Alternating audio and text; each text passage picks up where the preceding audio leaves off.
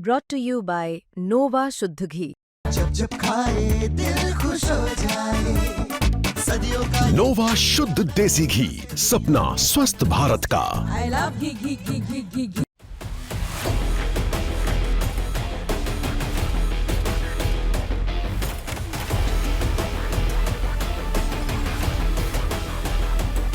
देश की राजधानी दिल्ली, लाल किले के पास एक कार और अचानक धमाका। वो चीखे, वो आग और वो दहशत जिसने पूरे हिंदुस्तान को हिलाकर रख दिया। 9 लोगों की जान चली गई, दर्जनों घायल हुए। लेकिन इस दर्द के बीच कुछ ऐसे भी लोग हैं जिन्होंने इस आतंकी हमले का मजाक उड़ाने की हिम्मत की। जी हाँ, एक मौलाना और रिटायर्ड प्रिंसिपल ने दिल्ली ब्लास्ट को इलेक्शन स्टंट बता दिया। पर इस बार असम की पुलिस और हेमंत शर्मा सरकार ने ऐसे लोगों को सिखाया है कानून का सख्त सबक।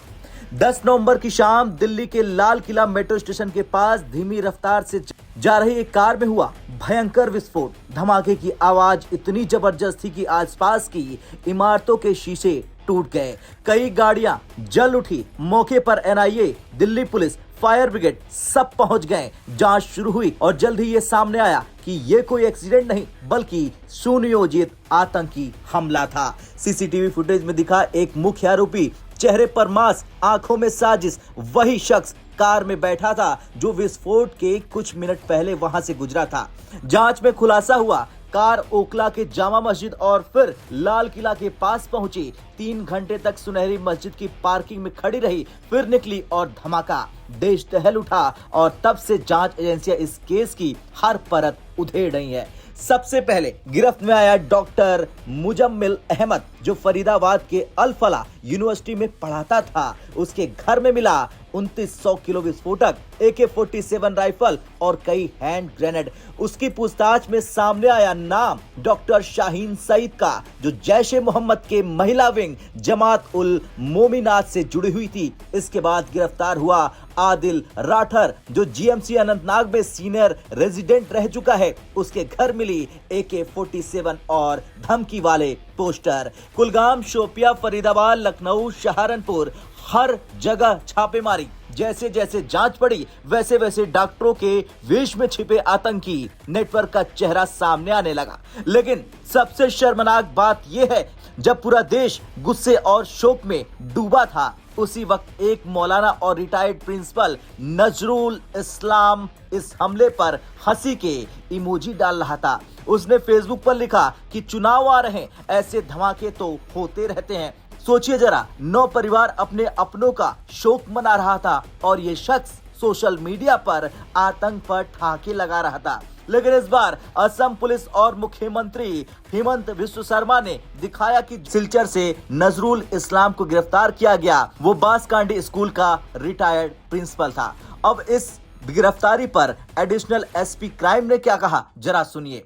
दो कम्युनिटी के बीच में कुछ डिवाइड क्रिएट करने के लिए और कुछ जगह में इस चीज़ को पॉलिटिसाइज करने का भी कोशिश किया गया। तो एक व्यक्ति जिसका नाम है नजरुल इस्लाम बोरभुइया, जो रंगपुर एरिया सिलचर सदर थाना क्षेत्र के अंतर्गत का रहने वाला है और वो एक रिटायर्ड टीचर है। उन्होंने सोशल मीडिया में एक कमेंट दिया जिसमें उन्होंने लिखा था कि ये इलेक्शन से रिलेटेड कुछ उसके ऊपर कमेंट दिया। तो इस इशू को, जो नेशनल सिक्योरिटी रिलेटेड जो एक बड़ा इशू है, उसको उन्होंने पॉलिटिसाइज करने का कोशिश किया और जिसके परिणाम कुछ कम्युनिटीज़ के बीच में डिवाइड या जो भी उनका इंटेंशन रहा हो, उस इंटेंशन को निकालने के लिए क्या ये कोई मोटिवेटेड कमेंट है या इसके पीछे इनसे करवाया गया है या कोई और चीज़ है, उस चीज़ का जांच करने के लिए उनको अभी लाया गया है थाने में। पूछताछ जारी है और फर्दर जो भी लीगल एक्शन होगा आपको अवगत करा दिया जाएगा। धन्यवाद। मतलब अभी डिटेन किया गया है? जी सर, इसका जो मेन मुद्दा था, जो इनका पहले कोई रिकॉर्ड है, उनका क्रिमिनल रिकॉर्ड? जांच अभी जारी है, कुछ भी सामने आने से आपको तुरंत अवगत करा दिया जाएगा। तो वहीं मुख्यमंत्री हेमंत शर्मा ने ट्वीट किया कि दिल्ली ब्लास्ट की खबर के बाद कुछ लोग हाहा इमोजी लगाकर आतंकवाद का समर्थन कर रहे हैं। ऐसे लोग देश के दुश्मन हैं। हमारी पुलिस इन्हें ढूंढ निकालेगी और सजा देगी, और हो भी वही रहा। देश के लाखों लोग इस बात से सहमत है कि आतंक पर राजनीति करने वाले या उसका मजाक उड़ाने वाले दोनों देशद्रोह के बराबर अपराधी हैं। आज सवाल सिर्फ इतना नहीं कि नजरुल इस्लाम ने क्या क्या कहा? सवाल यह है कि एक शिक्षित व्यक्ति की सोच इतनी गिर कैसे गई? क्या ये किसी साजिश का हिस्सा था? क्या उसके सोशल मीडिया कनेक्शन कहीं और तक जाते थे?